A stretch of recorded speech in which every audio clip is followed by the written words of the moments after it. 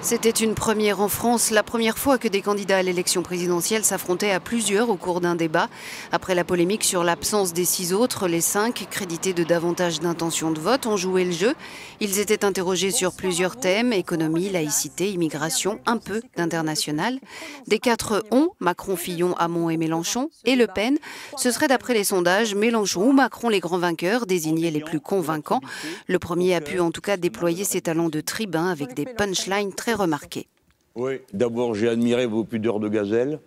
Quand vous dites que la campagne a été polluée par les affaires de certains d'entre vous, pardon, pas moi. Non mais je tiens à le préciser. Ici, il n'y a que 2 personnes qui sont concernées, M. Fillon et Mme Le Pen. Ça pourrait venir. Les 3 autres, nous n'avons rien à voir avec tout ça. Une limite aux illégaux, de quoi parlez-vous? Et comment vous les comptez? Vous pouvez toujours inventer des quotas, vous pouvez inventer des tickets, tout ce que vous voulez. Il y a toujours quelqu'un qui passe à côté. Alors qu'est-ce que vous en faites? Vous le jetez à la mer? Le second s'est fait remarquer particulièrement dans cet échange avec Marine Le Pen. Vous ne voulez pas voir la réalité de la gravité de ce qui se passe dans notre pays. Bien, il n'en demeure pas moins qu'il y a quelques années, il n'y avait pas de burkini sur les plages. Je sais que vous êtes pour, M. Macron, mais il n'y en avait pas. S'il vous plaît. Et chaque année... Madame Le Pen, vous serez gentille. C'est ce que vous avez déclaré, non? Je ne vous fais pas parler, je n'ai pas besoin d'un ventriloque. Je vous assure, tout va très bien. Quand j'ai quelque chose à dire, je le dis clairement, c'est mon habitude.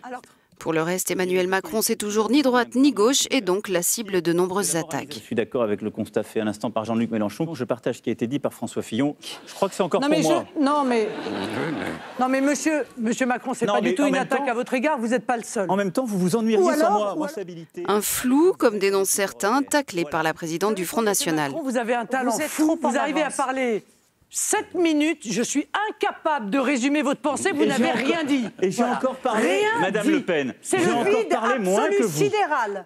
Étrangement épargné par ses adversaires sur les affaires, François Fillon est resté très discret, concentrant ses attaques sur Macron et Le Pen. Le modèle social français, le vrai serial killer du pouvoir d'achat des Français, c'est Madame Le Pen, avec la sortie de l'euro et le rétablissement du franc. Monsieur Fillon, ça s'appelle le projet peur. Non, c'est la réalité. Ça a été utilisé avant le Brexit, ça a été utilisé avant l'élection de Donald Trump.